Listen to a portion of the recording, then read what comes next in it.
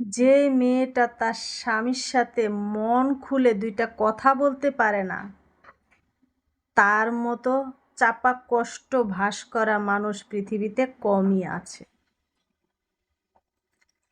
স্বামীর সাথে যদি মন খুলে দুইটা কথা বলতে পারে, তার আর্থিক দিক দিয়ে সে যদি অসচ্ছলও থাকে, তারপরও তার কাছে দিন শেষে অনেক শান্তির, সে অনেক সুখী ব্যক্তি। যখন তার স্বামীর সাথে তার মনের ভাব প্রকাশ করতে পারে না, দুইটা কথা বলতে পারে না, তার স্বামী তাকে এড়িয়ে চলে, যত্ন করে না, তার সম্মানের জন্য লড়াই করে না, ওই মেয়েটা না আসলে অনেক অসহায়।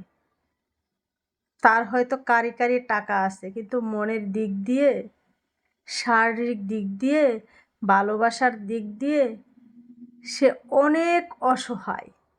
ছাপা কষ্ট নিয়েই সে দিনগুলো পার করে।